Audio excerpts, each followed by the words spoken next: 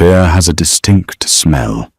In the Moretti household, it smelled like lemon floor wax, expensive leather, and stale copper.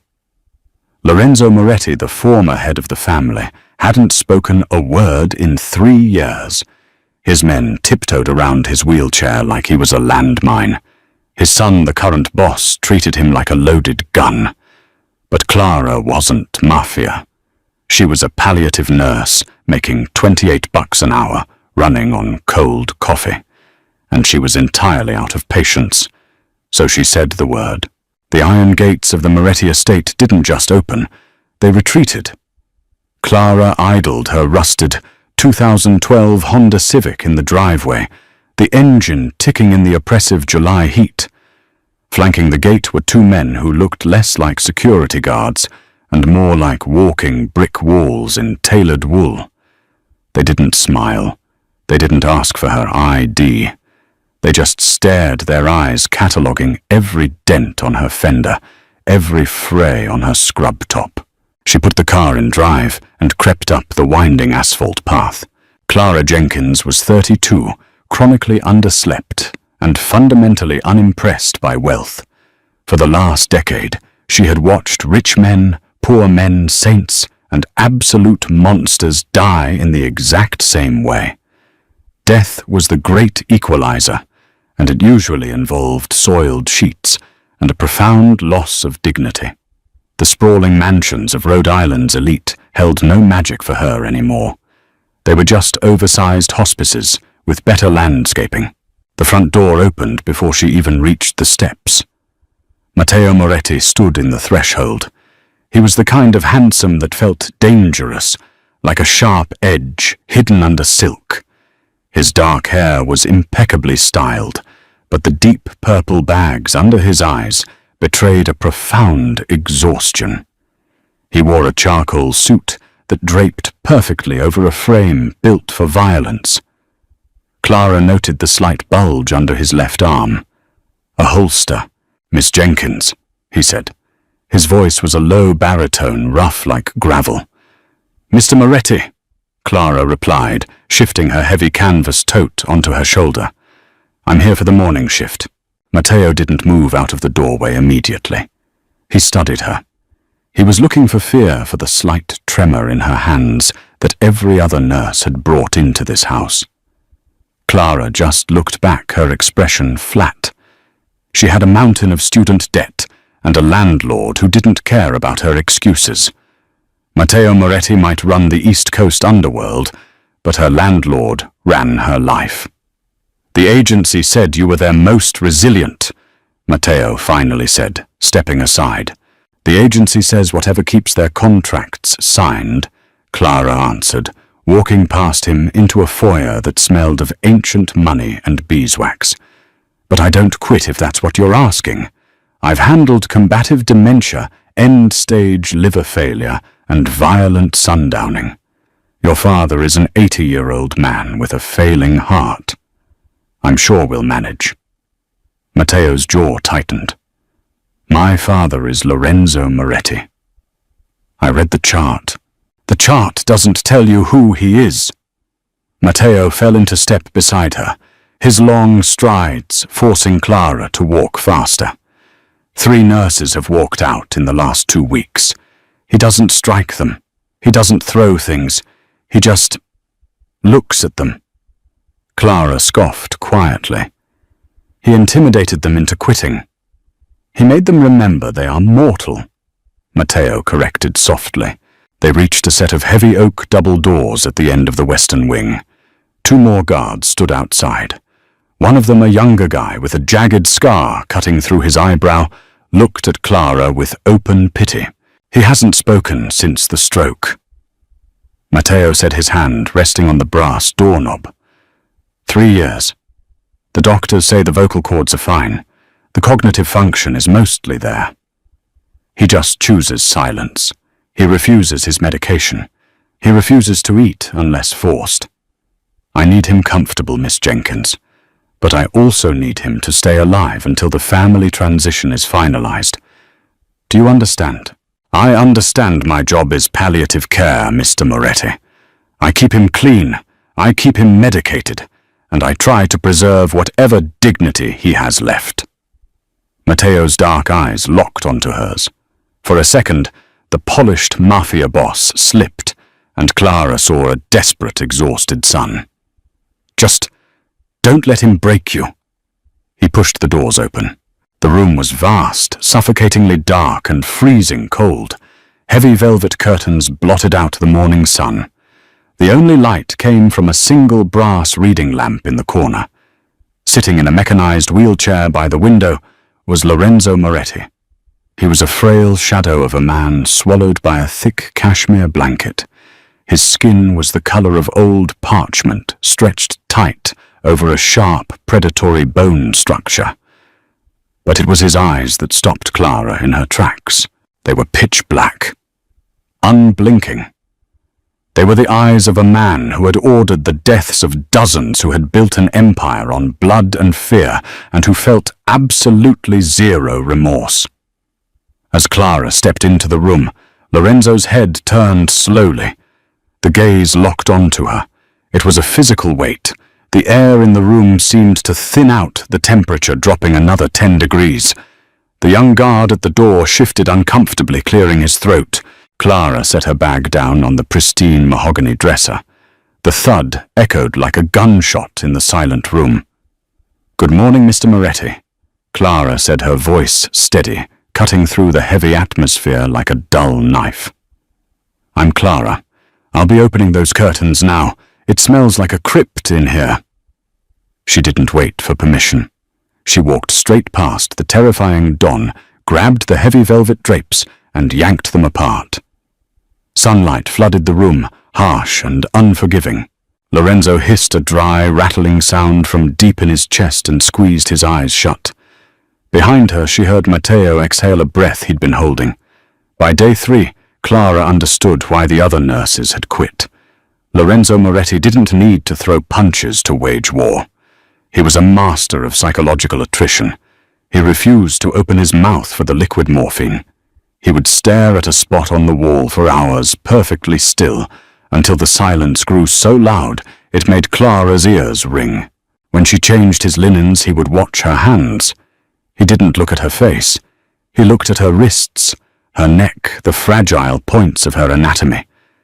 It was an unspoken threat, a silent reminder that if he were 20 years younger, he could snap her in half. The guards were worse. There were always 2 in the room. They hovered. Every time Clara moved quickly, every time she produced a syringe or a pill cutter, they tensed. "You're making him agitated," the scarred guard Leo muttered on Thursday afternoon. Clara was trying to take Lorenzo's blood pressure. The old man had his arm clamped tight to his side, his jaw set like granite. "I'm taking his vitals, Leo," Clara said, not looking up.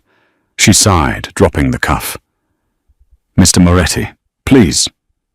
Relax your arm." Lorenzo stared at her. His black eyes were flat, unreadable. He didn't move an inch. "Nobody forces the Don," Leo warned, taking a half step forward. Clara snapped. She turned on her heel, her sneakers squeaking against the hardwood floor. "Listen to me very carefully," she said, pointing a finger at the massive guard. "I don't care if he's the Don, the Pope, or the President of the United States. Right now, he is an 80-year-old patient with congestive heart failure. If I don't check his blood pressure, I don't know if the beta blockers are crashing his system. If his system crashes, he dies on my shift. And if he dies on my shift, I lose my license. I'm not losing my license over a stubborn old man's ego." Leo blinked, entirely caught off guard by the venom of a 5'4" woman in scrubs. A low, slow, clapping sound broke the tension. Matteo stood in the doorway, leaning against the frame. He wore a crisp white shirt, the sleeves rolled up to reveal dark ink winding around his forearms. He wasn't smiling, but there was a flicker of dark amusement in his eyes. "You heard the nurse, Leo. Step back." Leo immediately lowered his head and retreated to the corner. Matteo walked into the room, his presence immediately shifting the gravity. He crouched beside his father's wheelchair. The contrast between the two men was stark, the fading twilight of the old regime and the brutal, sharp reality of the new one. "Papa," Matteo said softly. The ruthlessness was gone from his voice, replaced by a weary devotion. "Let her do her job." Lorenzo looked at his son. For a fraction of a second, Clara thought she saw something soften in the old man's terrifying gaze. But then the iron curtain fell back down. Lorenzo looked away, staring out the window, and kept his arm rigidly pinned to his side. Matteo sighed, standing up and running a hand over his face. He looked at Clara. "Give him an hour." "He's been refusing water all morning," Clara warned, quietly stepping closer to Matteo so the guards wouldn't hear. "He's dehydrating. If he doesn't take fluids by 3 o'clock, I'm hooking him up to an IV, and he's going to fight it." "Then do it," Matteo said, his voice hardening again.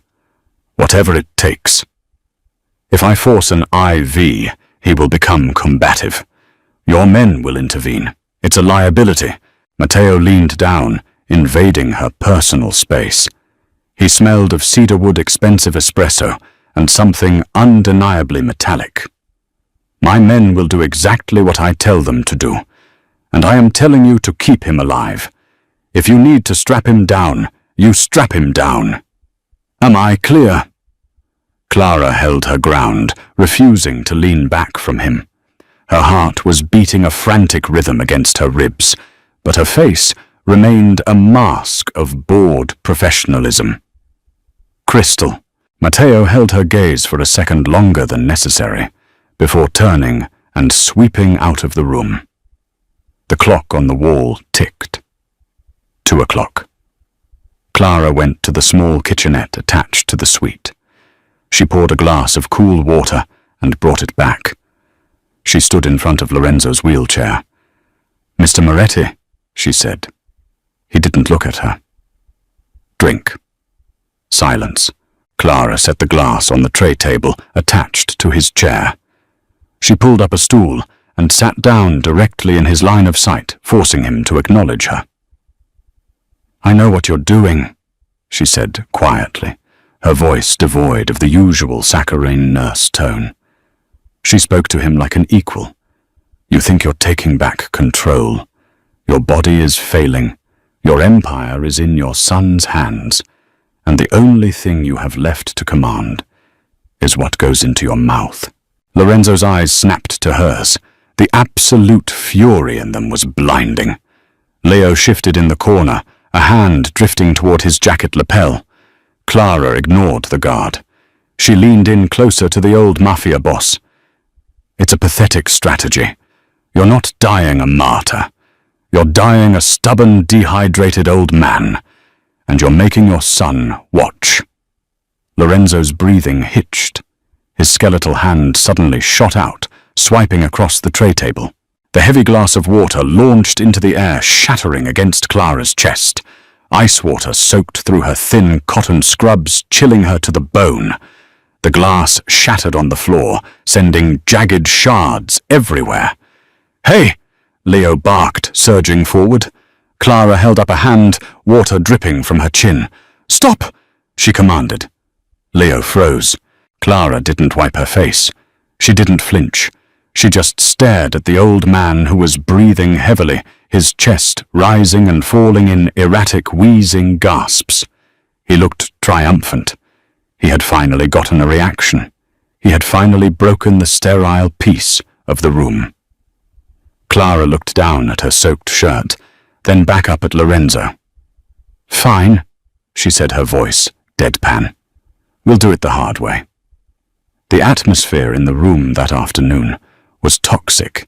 The heat outside had broken into a violent summer thunderstorm. Rain lashed against the reinforced glass windows of the estate. Inside, Clara had prepared the IV line. Matteo had returned. He stood in the far corner, watching silently. He had dismissed the guards, knowing their presence would only escalate his father's agitation. It was just the three of them. "Mr. Moretti, this is going to pinch," Clara said, her voice perfectly calm as she swabbed the thin, bruised skin of Lorenzo's forearm with an alcohol pad. Lorenzo was shaking. It wasn't fear, it was pure, unadulterated rage. He hated the vulnerability. He hated the needles. Mostly he hated her. He hated that she didn't look away when he glared at her. As Clara uncapped the needle, Lorenzo's left hand, his good hand, shot out. He didn't swipe at the equipment this time. He grabbed Clara's wrist. For an 80-year-old man with a failing heart, his grip was terrifying. His bony fingers dug into her flesh like steel clamps. The needle in her other hand hovered inches from his vein. "Let go, Papa," Matteo said, stepping forward, his voice a low warning. Lorenzo ignored him.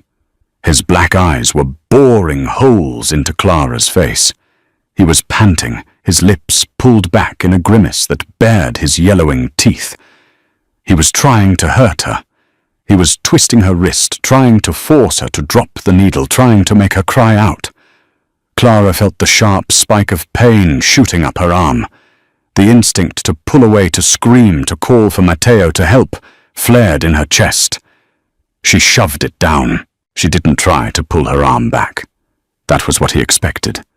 Instead, she leaned into him. She brought her face down to his level, so close she could smell the sourness of his breath, the metallic scent of age and anger. Matteo was suddenly there, his hand gripping his father's shoulder. "Let her go. Now!" Clara raised her free hand, signaling Matteo to stop. She didn't take her eyes off Lorenzo. She looked past the monster everyone else saw.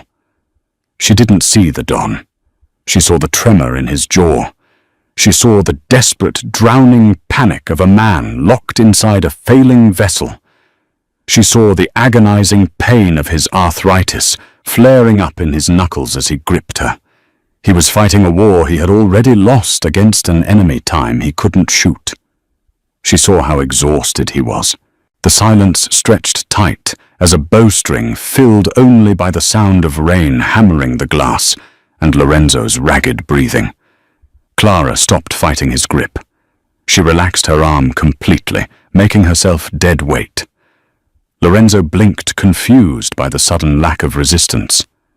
Clara looked deep into his eyes, her expression shifting from clinical detachment to a profound, weary empathy. She didn't pity him. She understood him. She spoke softly, her voice carrying under the rumble of thunder. "Basta. It wasn't a command. It wasn't a plea. It was a fact. Enough." Lorenzo froze. The word hung in the air. It was the language of his youth, the language of his power, spoken not with fear, but with absolute, quiet authority, by a woman who had nothing to her name but a canvas tote bag. Clara gently placed her free hand over his trembling, claw-like grip on her wrist. "Basta, Lorenzo," she whispered. "You don't have to fight me. The war is over. Let it go." For a moment, nothing happened. The world seemed to stop spinning. Matteo stood perfectly still, watching the exchange with a stunned expression. Then, slowly, miraculously, Lorenzo's fingers began to uncurl. The grip loosened. The steel clamps turned back into frail, trembling bone. His hand fell away from her wrist, resting limply on the armrest of his wheelchair. The fire in his black eyes flickered, dimmed, and was replaced by a sudden, overwhelming exhaustion. He looked away from Clara, turning his face toward the rain-slicked window. His shoulders slumped. The terrifying Don Emeritus deflated, leaving behind only a tired old man. Clara didn't rub her bruising wrist. She quickly and efficiently slid the IV needle into his vein, taped it down, and connected the line. Lorenzo didn't flinch. He didn't even look.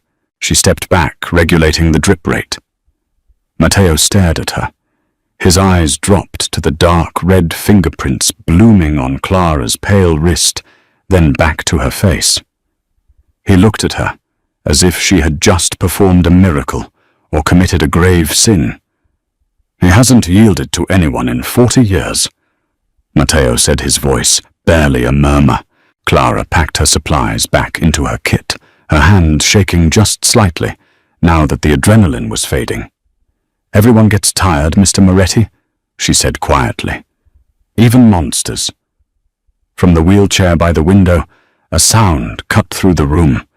It was a raspy, broken sound, like two stones grinding together. It was a voice that hadn't been used in over 1,000 days. "Not a monster!" Lorenzo rasped, his back still turned to them. "A survivor." Matteo physically recoiled, the color draining from his face as he heard his father speak. Clara just zipped her bag shut. She looked at the back of the old man's head. "We'll see," she said. The silence that followed Lorenzo's words was entirely different from the silence that had preceded them. Before the quiet was a weapon, now it was a vacuum. Matteo stood paralyzed. The heir to the Moretti syndicate, a man who had orchestrated the hostile takeover of the eastern seaboard ports without blinking, looked like he had just been struck by lightning. He stared at the back of his father's wheelchair, his mouth slightly parted. Clara checked the IV drip rate one last time. The saline and vitamins fell in steady, rhythmic drops. "I'll be back tomorrow at 8, Clara said. She walked past Matteo, her sneakers silent on the Persian rug. She didn't wait for a response. She didn't offer a reassuring smile. She just grabbed her canvas tote, pushed open the heavy oak doors, and stepped into the hallway. The air in the corridor felt 10 pounds lighter. She exhaled a long, shaky breath, leaning her back against the cool plaster wall for just a second. Her wrist throbbed. She rolled up her sleeve. 4 distinct dark red bruises were already blooming against her pale skin.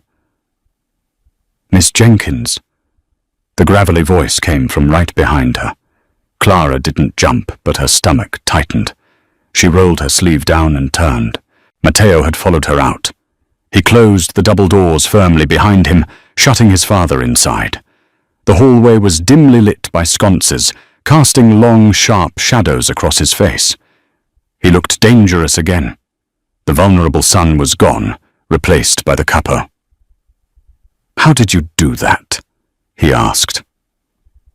"I didn't do anything, Mr. Moretti," Clara said, starting to walk toward the main foyer. She wanted out of this house. She wanted her cheap apartment, her ugly couch, and a glass of boxed wine. Matteo fell into step beside her. "He hasn't spoken since the stroke. The best neurologists in Boston told me the psychological block was permanent. You say one word and he talks." "I treated him like a human being," Clara said flatly. "And I told him to stop. That's it." "You spoke Italian." I said, "Basta." It's a common word. I grew up in a neighborhood in Providence where half the grandmothers yelled it from their porches. "It isn't magic." Matteo grabbed her arm. It wasn't a violent grip, but it was heavy enough to stop her dead in her tracks. Clara looked down at his hand, then up at his face. "Let go of me," she said. Her voice didn't waver. Matteo released her immediately, holding his hands up in a placating gesture. But his eyes were intense, analyzing her with a predatory focus. "You understand what just happened in there, don't you? You broke a siege that's lasted 3 years. I got an elderly man to accept an IV. That's my job. I'll bill the agency for the extra hour." She turned and continued walking. Matteo didn't follow this time, but she could feel his eyes on her back all the way to the front door. When Clara got to her car, the rain was coming down in sheets. She threw her bag onto the passenger seat, turned the key, and listened to the engine sputter before finally catching. The drive back to her apartment was a blur of sweeping windshield wipers and blinding headlights. Her apartment was exactly as she left it, small, smelling faintly of old radiators and blessedly empty. She stripped off her damp scrubs, took a scalding shower, and wrapped her bruised wrist in an ace bandage. She sat on her couch in the dark, watching the city lights bleed through the rain on her window. She had crossed a line today. In palliative care detachment was survival. You couldn't afford to feel the despair of your patients. You certainly couldn't afford to challenge them to a battle of wills. But Lorenzo had pushed her, and she had pushed back. She looked at her phone on the coffee table. She should call the agency. She should tell them the environment was hostile, that the patient was combative, and request a reassignment. It was the smart thing to do. The safe thing. She picked up the phone. She opened the dialer. Then she thought about the look in Lorenzo's eyes when she said the word. That crushing, suffocating exhaustion. He was a monster, yes. But he was a monster, trapped in a decaying cage, entirely alone. Clara tossed the phone back onto the table. She would go back tomorrow. The next morning, the summer storm had evolved into a violent nor'easter. The wind howled off the Atlantic, driving rain horizontally against the windshield of Clara's Civic. By the time she reached the Moretti estate, the sky was the color of bruised iron. The heavy gates were closed tight. The guards outside were wrapped in thick rain slickers holding high-powered flashlights. They waved her through with tight, tense gestures. The atmosphere inside the house had shifted. It was electric. Men in dark suits moved quickly through the corridors, speaking in hushed, urgent tones.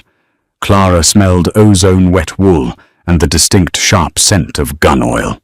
She found Matteo in the kitchen. It was a massive industrial space of stainless steel and black marble, entirely incongruous with the classical architecture of the rest of the house.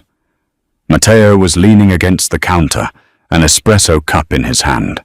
He looked like he hadn't slept. His tie was loose, his collar unbuttoned. Two men stood near the back door. One was checking the magazine of a heavy-looking pistol. Clara stopped in the doorway. Matteo looked up. His eyes locked onto hers, and for a fraction of a second, the tension in his shoulders dropped. Then he set the cup down. "Miss Jenkins," he said. "Is there a problem, Mr. Moretti?" Clara asked, keeping her voice neutral. Matteo gestured to one of the men. "Dominic, wait outside."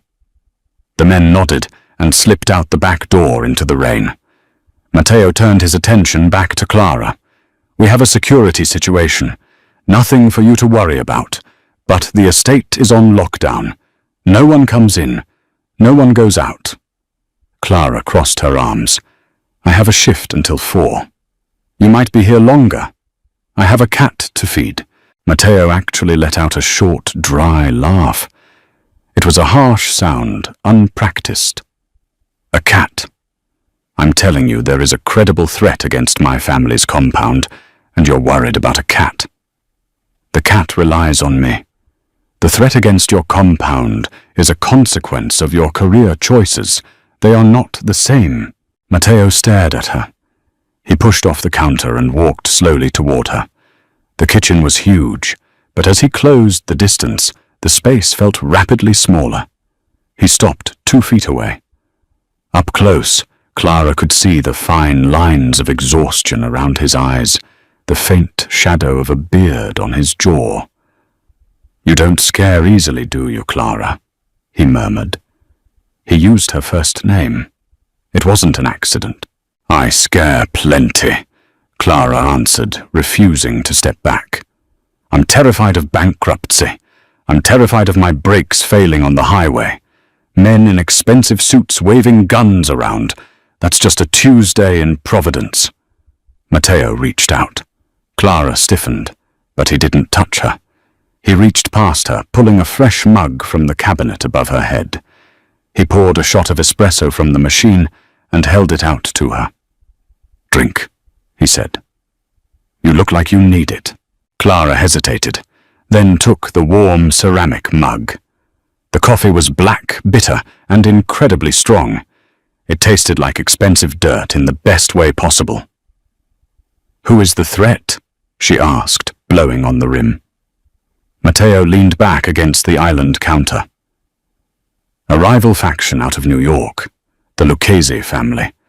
They heard a rumor that my father was dead and that I was concealing it to maintain alliances.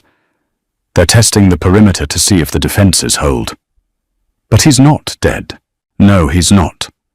Matteo looked at her, his dark eyes stripping away the polite professional distance. "And yesterday he proved he isn't a vegetable either. Word travels fast. The fact that he spoke, it changes the dynamic. So I made things worse." "You made things complicated," Matteo corrected. "But you also gave me leverage. A breathing, speaking Don is a deterrent. A silent, fading ghost is an invitation for a bloodbath." He looked at her wrist. The edge of the ace bandage was barely visible under the cuff of her scrub top. "Does it hurt?" he asked quietly. "I've had worse from Alzheimer's patients who thought I was trying to steal their silverware." Clara lied. It hurt like hell. Matteo didn't believe her, but he didn't press. "Go upstairs. Do your job. If you hear sirens or if you hear loud noises, stay away from the windows. Lock the double doors. Do you understand?" Clara finished the espresso in one swallow. It burned all the way down. "I understand." She turned and left the kitchen. Upstairs, Lorenzo's room was exactly as she had left it. The heavy curtains were drawn against the storm. The old man was in his bed, staring at the ceiling. The IV line was still in his arm, the skin around it bruised purple. Leo, the scarred guard, was pacing near the window. He looked jumpy. "Sit down, Leo," Clara said, as she set her bag down. "You're burning oxygen." Leo glared at her, but he stopped pacing and leaned against the wall. Clara approached the bed. "Good morning, Mr. Moretti," she said. Lorenzo turned his head slowly. The black eyes were still terrifying, but the feral rage from yesterday was gone. In its place was a cold, calculating intelligence. He looked at her, not as an annoyance, but as a variable. "Nurse," he rasped. The voice was stronger today, less grating. Clara checked his pulse. It was steady, though weak. "You need to eat today. Clear broth at least. Your stomach won't handle solids after fasting for so long." Lorenzo didn't argue. He just watched her face. "You are not afraid." "We established that yesterday." Stupidity. Clara smiled tightly, adjusting the blanket over his chest. "Probably. But it pays the rent." Lorenzo's eyes shifted to the door, then to the window where the rain was hammering the glass. "They are testing the gates. Your son mentioned that. Matteo is strong, but he is a hammer. He only sees nails." Lorenzo's voice was a low, rusty whisper. He was conserving energy. "The New York families, they are water. They find the cracks." Clara stopped adjusting the blanket. She looked at the old Don. For 3 years he had been a silent stone. Now he was analyzing a siege from his deathbed. "Why are you telling me this?" she asked. Lorenzo's eyes drifted back to her face. "Because if they breach the house, the hammer will swing at the front door, and the water will come up the back stairs." A heavy, sickening dread coiled in Clara's stomach. She looked at Leo. The guard hadn't heard the exchange. He was too busy staring at his phone, his brow furrowed. Clara looked back at Lorenzo. The old man closed his eyes. "Lock the door, nurse." The lights flickered, hummed violently, and then died. The entire estate plunged into absolute darkness. Outside, the storm roared, the wind screaming through the manicured trees. Inside, the silence was instant and terrifying. "Shit!" Leo hissed in the dark. Clara heard the unmistakable heavy clack of a gun slide being racked. Emergency generator should kick in." 10 seconds passed. Nothing happened. The darkness remained absolute. "Leo," Clara said, her voice dropping to a whisper. "Lock the double doors. I have to check the hallway." "Lock the doors," Clara snapped. She didn't wait for him. She felt her way through the pitch-black room, her hands skimming the edge of the dresser, bumping into the heavy armchair. She reached the oak double doors, just as a muffled heavy thud echoed from somewhere deep in the house. It didn't sound like thunder. It sounded like a door being kicked off its hinges. Clara grabbed the heavy brass deadbolt and threw it. The lock slid home with a satisfying chunk. She found the secondary latch and secured that too. "Step away from the door," Leo commanded. His flashlight clicked on the beam, cutting through the darkness. The light caught the dust motes dancing in the air and the heavy black pistol gripped in his hand. Clara backed away, moving toward Lorenzo's bed. The old man was awake.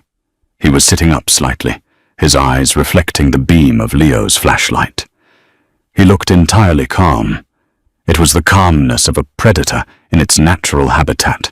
Another sound. Closer this time. Shouting. The sharp staccato crack, crack, crack of gunfire. It sounded muted, swallowed by the size of the house, but it was unmistakable. Clara's heart slammed against her ribs. The clinical detachment, the professional armor, it all shattered. She was a nurse. She knew how to stop bleeding, how to restart a heart. She didn't know how to dodge bullets. "Get down!" Leo barked at her, moving to position himself between the door and the bed. Clara dropped to her knees beside Lorenzo's bed. She ducked her head, her hands instinctively coming up to protect her neck. Heavy footsteps pounded in the hallway outside. Someone grabbed the brass handle of the double doors and yanked.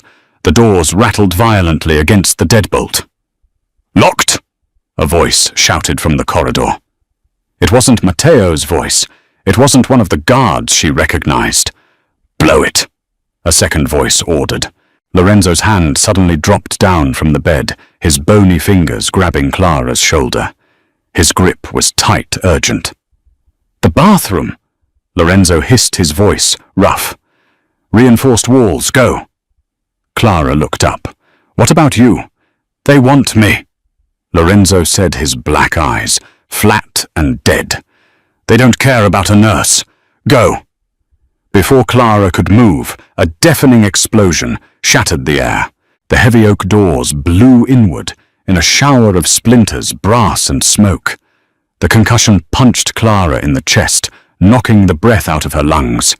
The blast threw Leo backward. He hit the floor hard, his gun sliding across the hardwood. Smoke poured into the room, thick and acrid smelling of cordite and burned wood. Through the haze, 3 men stepped into the room. They wore dark tactical gear, their faces obscured by balaclavas. They moved with terrifying precision. Flashlight beams mounted on their rifles sliced through the smoke. "Target acquired. In the bed," one of them said. Clara was frozen. The survival instinct screamed at her to run to the bathroom, to hide, to disappear. But her legs wouldn't obey. She looked at Lorenzo. The old man hadn't flinched at the explosion. He sat propped against his pillows, waiting for the end with a grim, terrible dignity. The lead gunman raised his rifle, the red laser sight painting a dot on Lorenzo's chest. Clara didn't think. There was no logic, no rational calculation. There was only the primal, desperate instinct of a caretaker seeing a patient about to be slaughtered. She lunged upward, throwing herself across Lorenzo's chest, just as the gunman's finger tightened on the trigger. The room exploded into chaos. The rifle fired, the sound deafening in the enclosed space. The bullet tore through the heavy headboard, mere inches from Clara's ear, showering them in wood chips. Suddenly a shadow detached itself from the smoke in the hallway. Matteo. He moved faster than Clara's eyes could track. He didn't yell. He didn't issue commands. He just executed. He stepped up behind the third gunman, a suppressed pistol in his hand, Puffed, puffed. 2 shots, barely louder than a hand clap. The gunman dropped like a stone. The lead gunman spun around, but Matteo was already moving. He grabbed the barrel of the rifle, redirecting it toward the ceiling, as it fired a burst of automatic fire, shattering the plaster above. With a brutal fluid motion, Matteo drove his knee into the man's chest, followed by a point-blank shot to the torso. The second gunman swung his weapon toward Matteo. A single shot rang out from the floor. Leo, bleeding from his forehead, had recovered his pistol. The second gunman clutched his neck, dropping his rifle, and collapsed backward into the corridor. The firefight lasted less than 5 seconds. Silence slammed back into the room, broken only by the sound of rain, the ringing in Clara's ears, and the wet, gurgling breath of the dying men on the floor. Clara was shaking violently. She was still draped over Lorenzo, her hands tangled in the thick cashmere blanket. She couldn't breathe. The smell of blood, raw, hot, and metallic, mixed with the cordite in the air, creating a sickening perfume. "Clara!" Matteo's voice was tight, strained. He was standing at the foot of the bed. His tailored suit was covered in white plaster dust and dark splatters of blood. The pistol in his hand was still smoking slightly. His eyes were wide, panicked, scanning her body for trauma. "Clara, are you hit?" She tried to speak, but her throat was completely dry. She slowly pushed herself off Lorenzo. She looked down at her scrubs. There was dust, but no blood. She shook her head. Matteo let out a long, ragged exhale. He dropped the gun onto the mattress and grabbed her arms, pulling her gently away from the bed. He pulled her close, his hands gripping her shoulders tight enough to bruise. "You stupid, stupid woman!" He breathed, his voice vibrating with adrenaline and a sudden, overwhelming relief. "What were you thinking?" Clara looked up at him. She saw the absolute violence he had just committed, the bodies on the floor, the blood on his hands. She should have been terrified of him. Instead, she felt an anchor drop in the middle of the storm. "I wasn't," Clara whispered. Behind them, Lorenzo let out a slow, dry chuckle. It was a terrible sound, lacking any humor. Matteo released Clara and spun around to face his father. Lorenzo was looking at the bodies on the floor, then up at his son. The old Don's eyes were alive, burning with a dark, triumphant fire. "They sent water!" Lorenzo rasped a grim smile, pulling at the corners of his mouth. "But they forgot. The house is built on rock." He shifted his gaze to Clara, who was leaning against Matteo's arm for support. The Don's smile faded into a look of profound, calculating respect. "And the nurse," Lorenzo added softly, "is crazy." The ringing in Clara's ears slowly faded, replaced by the heavy, rhythmic drumming of rain against the shattered oak doors. She didn't scream. She didn't faint. Her brain, hardwired by years of emergency room rotations and late-night hospice crises, violently shoved her panic into a tight-locked box in the back of her mind. Panic was a luxury for people who weren't standing in a puddle of fresh blood. She stepped away from Matteo and looked at Leo. The massive guard was sitting against the wall, clutching his forehead. A nasty gash above his eyebrow was bleeding profusely, the crimson running down his scarred cheek and soaking into his collar. "Let me see," Clara said. Her voice sounded thin, like it belonged to someone else. She dropped to her knees beside him. She grabbed a sterile gauze pad from her spilled medical bag, pressing it hard against his forehead. Leo winced his hand instinctively, coming up to grab her wrist, but he stopped himself. "It's shallow," Clara murmured, her fingers deftly checking the edges of the laceration. "Scalp wounds bleed like crazy. Keep pressure on it." She pressed his hand over the gauze and stood up. The room was suddenly crowded. 5 more men had materialized from the shadows of the estate. They didn't look like guards, they looked like mechanics. They wore dark jeans and heavy boots. They didn't ask questions. They didn't look at Clara. They simply began moving the bodies. It was the efficiency that finally made Clara's stomach heave. They hauled the dead men out into the hallway like sacks of wet cement. One man kicked the scattered shell casings into a pile with the toe of his boot. Another pulled a heavy plastic tarp from a duffel bag. Murder. Clara realized with a cold, creeping horror was just a logistical issue for them. A spill on aisle 4. She turned away, swallowing down the bile rising in her throat, and looked at Lorenzo. The old Don was still sitting up in bed. He hadn't moved. The IV line was still perfectly intact in his arm. He was watching the cleanup crew with a look of mild distaste, as if they were tracking mud onto his carpet. Matteo stood beside the bed. He had holstered his weapon. He was staring at Clara. "Dominic," Matteo said, his voice cutting through the quiet murmurs of the men. The man who had been in the kitchen earlier appeared in the ruined doorway. "Boss, get my father downstairs, the vault suite, move his medical equipment. Put 4 men on the door. Nobody gets within 50 feet of him without my explicit verbal authorization. If a fly buzzes too close, shoot it." "Yes, boss." Matteo finally looked away from Clara and leaned down to his father. "Papa, we need to move you." Lorenzo looked at his son. The silence between them was no longer a weapon. It was an understanding. "The Luccheses!" The old man rasped his voice, sounding like dry leaves on pavement. "They failed," Matteo said. His jaw was set so tight it looked carved from granite. "I'll handle them. Let the men move you." Lorenzo didn't argue. He allowed Dominic and another man to lift him from the bed into a transport chair. As they wheeled him past Clara, the old man raised his good hand. The chair stopped. Lorenzo looked up at her. The terrifying, bottomless black of his eyes was entirely focused on her face. He didn't say thank you. Men like Lorenzo Moretti didn't thank people. He reached out and tapped the back of her knuckles with his cold, bony index finger.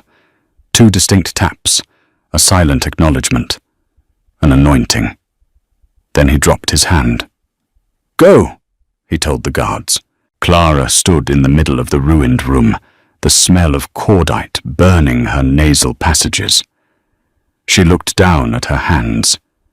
They were trembling now.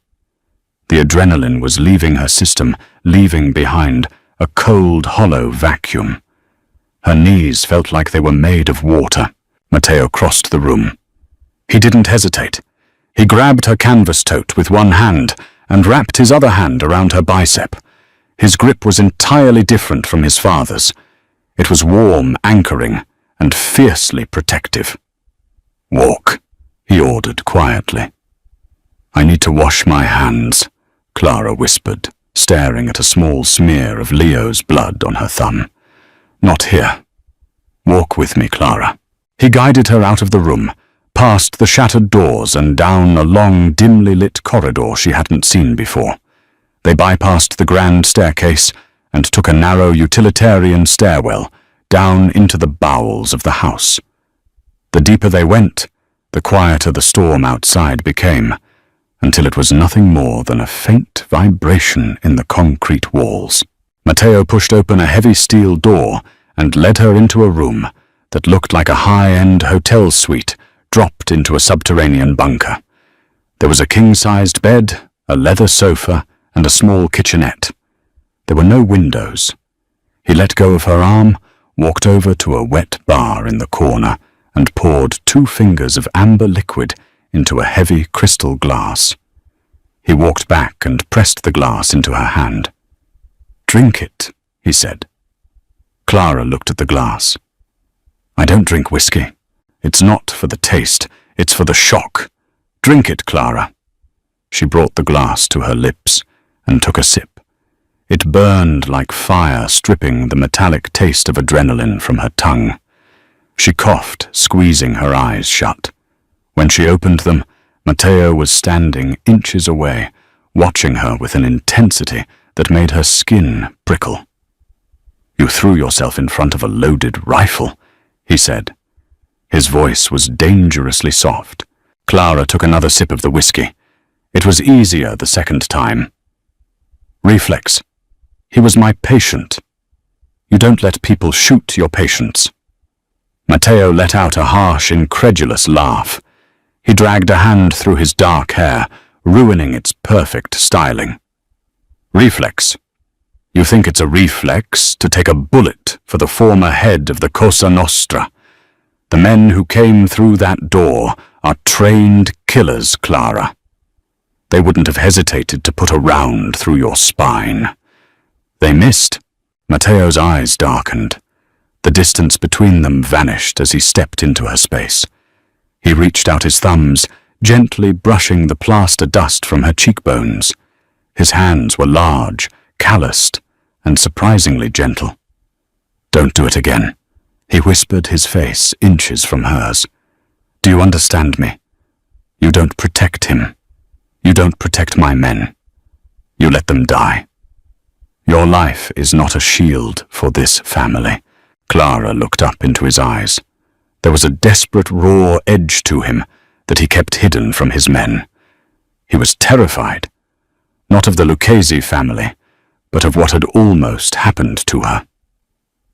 "I'm going home," Clara said.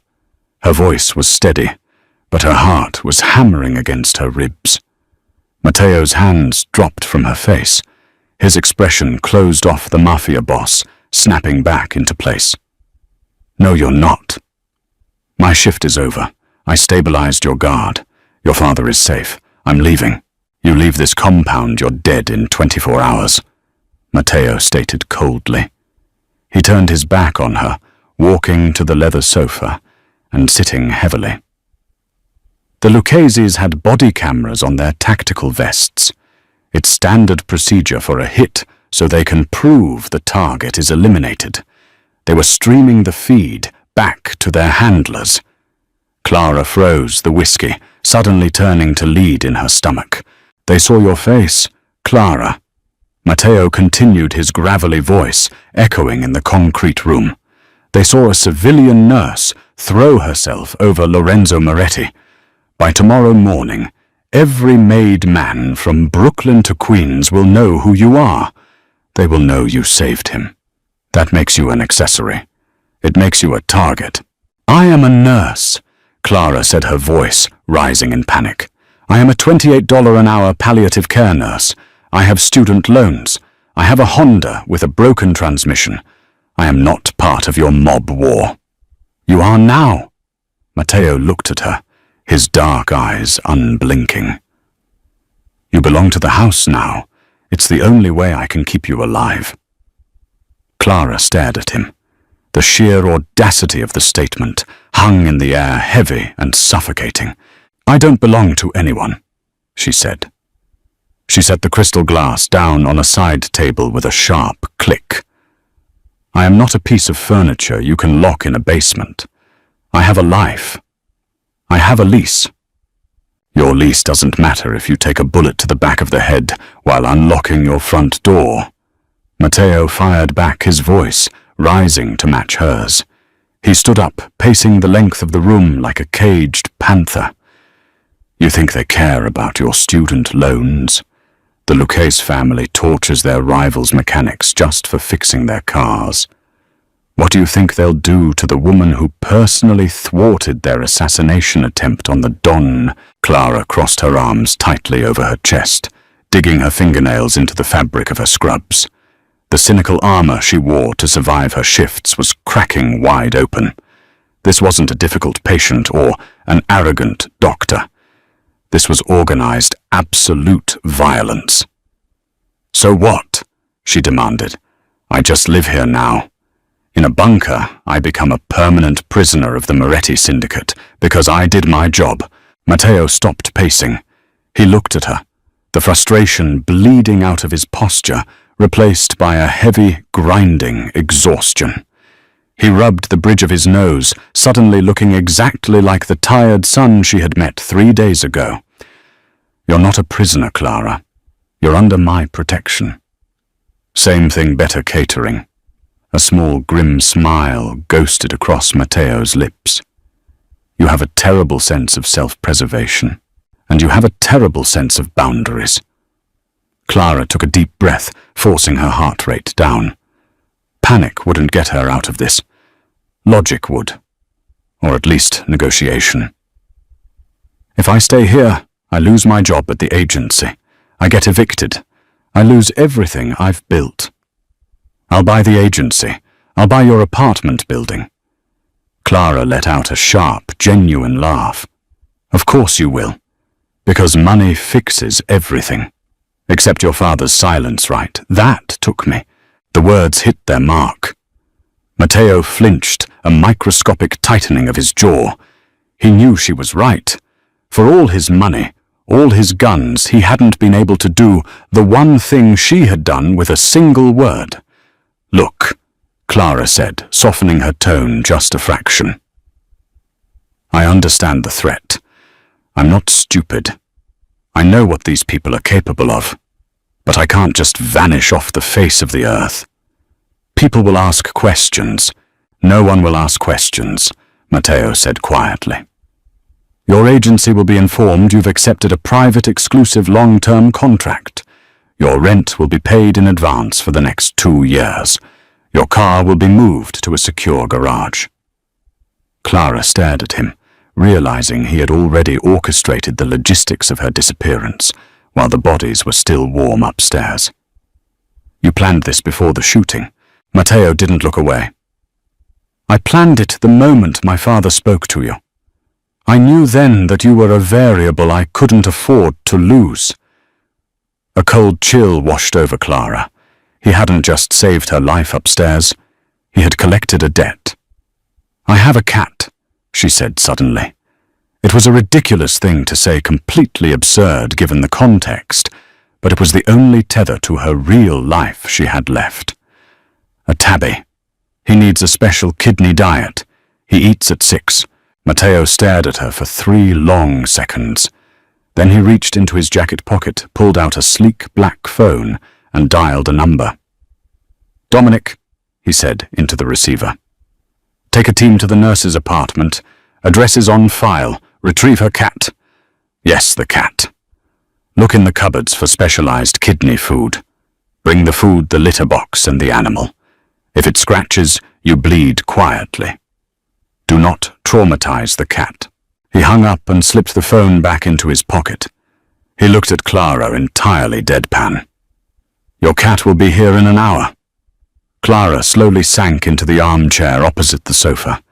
She rubbed her temples, feeling a massive headache building behind her eyes. "You are completely insane." "I am pragmatic," Matteo corrected. He walked over to the wet bar and poured himself a drink. He didn't dilute it. He swallowed the whiskey in one go. "You will stay in this suite for tonight. Tomorrow we will move you to a secured guest wing on the 3rd floor. You will continue to treat my father. You will have whatever you need, but you will not go near an external door, and you will not use a cell phone." Clara looked at the bruises forming on her wrist, the ones Lorenzo had given her. She was trading one tyrant for another. But the Lucchese family wouldn't offer her a guest wing. They would put her in the trunk of a car. "Fine," Clara said. The word tasted like defeat. "I stay. On 3 conditions." Matteo raised an eyebrow. "You are in no position to negotiate, Clara." "Watch me," she shot back, the cynical Providence girl flaring up again. "Condition 1, I am not a maid. I am not your servant. I am your father's palliative care nurse. I manage his chart, his meds, and his diet. When I am off the clock, I am left alone. Done. Condition 2. I want a secure line to call my landlord. I need to explain the absence personally, so he doesn't trash my stuff." Matteo hesitated, then nodded. "I'll arrange a burner phone, encrypted. 2 minutes maximum. Condition 3. Clara stood up. She walked over to him. She had to tilt her head back to look him in the eyes, but she didn't let the height difference intimidate her. You do not touch me without permission. You do not order me around like one of your soldiers. I am here because I choose to survive, not because I am yours. Matteo looked down at her. The air between them suddenly felt incredibly dense. The smell of his cologne cedar and something dark and spicy mixed with the lingering scent of gunpowder on his suit. He didn't step back. He let his gaze drop to her mouth for a fraction of a second before meeting her eyes again. I didn't order you to throw yourself on a grenade, Clara, he said, his voice dropping an octave.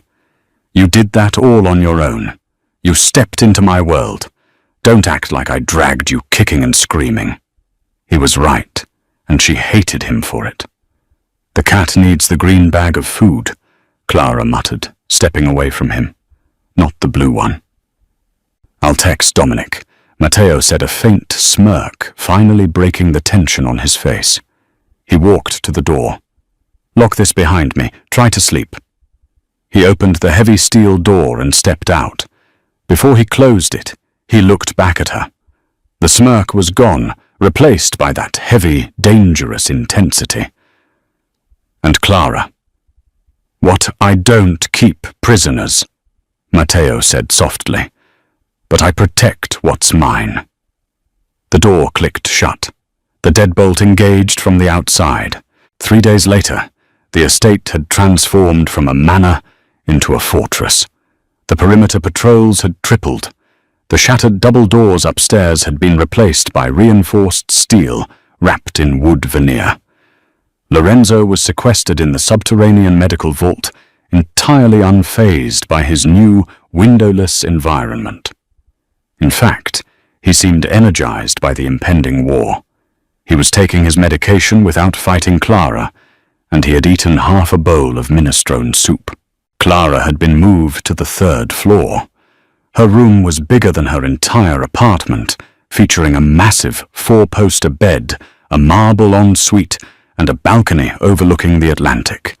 The balcony doors, however, were permanently locked from the outside.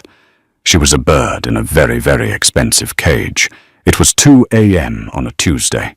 Clara was awake. She wore a pair of oversized silk pajamas that Matteo had procured for her. They were absurdly luxurious and entirely impractical. She padded barefoot out of her room and down the silent carpeted hallway. The guards knew her now.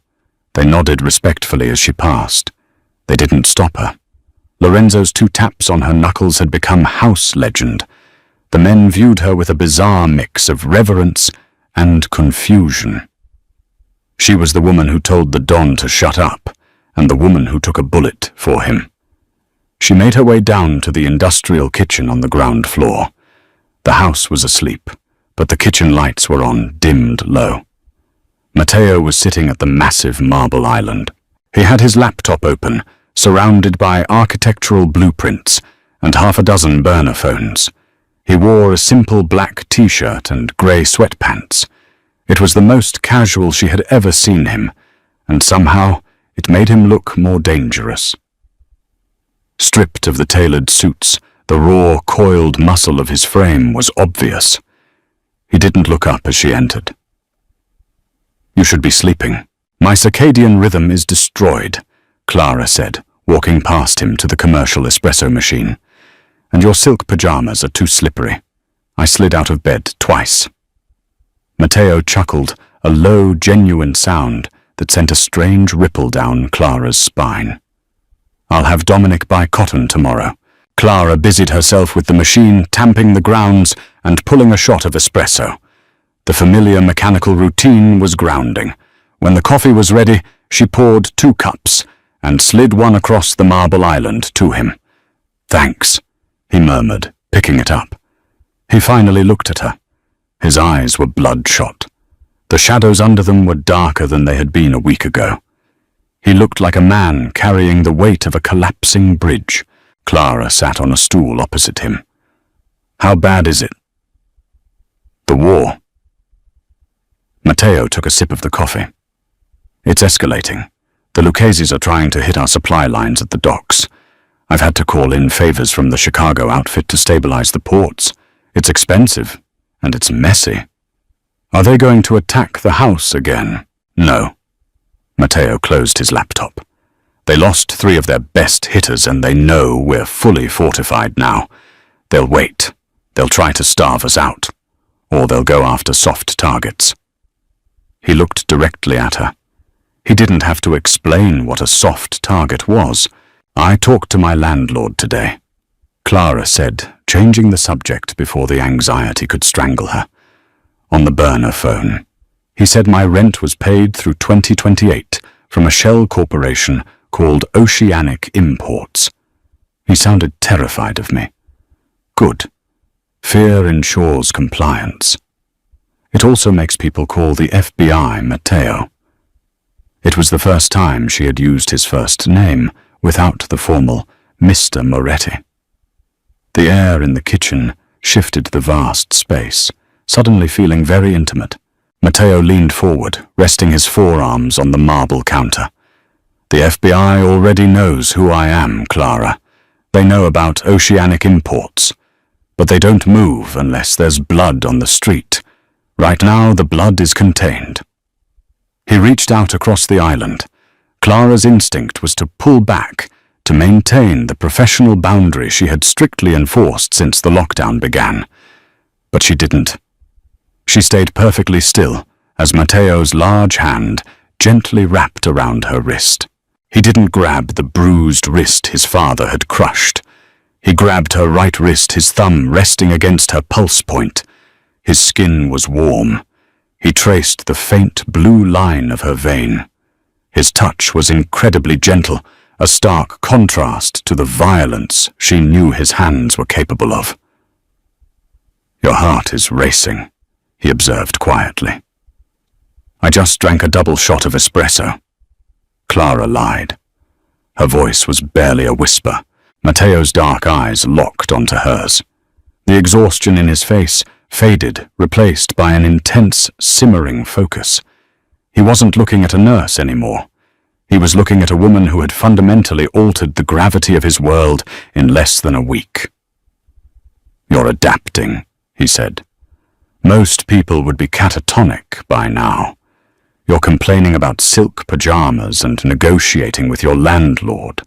I told you, I'm a survivor. You are. Matteo's thumb stroked a slow, deliberate circle over her pulse. My father recognized it. That's why he respects you. He only respects things that refuse to break. Clara swallowed hard. The proximity, the quiet of the house, the sheer magnetic pull of the man sitting across from her, it was intoxicating. It was dangerous. It was exactly the cliché she had mocked in romance novels, except the blood on his hands wasn't fictional, and the guns at the door were loaded. And what do you respect, Matteo? She asked, her voice steady, despite the hammer beat of her heart. Matteo didn't answer immediately. He let his fingers slide down her wrist, his palm briefly covering her hand before he slowly pulled away. The loss of contact left a cold patch on her skin. He stood up, grabbing his coffee cup. He looked down at her, the sharp edges of the Mafia boss sliding back into place, but the raw heat in his eyes remained. I respect loyalty, Matteo said softly. I respect courage. He took a slow sip of the dark coffee, never breaking eye contact. And I protect what I respect, at any cost. He turned and walked toward the archway, leading out of the kitchen. He stopped, looking over his shoulder. Go to sleep, Clara. The war doesn't need you awake. Clara watched him disappear into the shadows of the hallway. She sat in the massive, empty kitchen, the silence of the fortified estate pressing in on her. She looked down at her wrist where his thumb had been. She was locked in a bunker, with a mafia boss entirely cut off from the world and targeted by a rival syndicate. She took a sip of her coffee. It was stone cold. Well, Clara muttered to the empty room. At least the rent is paid, and that is where we leave Clara and Matteo, locked in a fortified mansion, surrounded by ruthless enemies, with a dangerous spark between them that might just burn the Moretti Empire to the ground. Will Clara survive the escalating mob war, or has she simply traded a quiet life for a gilded, deadly cage? What do you think Matteo's next brutal move against the Lucchese family will be? Drop your predictions in the comments below. If you loved this grounded mafia romance, hit the like button, share this video, and subscribe to the channel so you never miss the next chapter.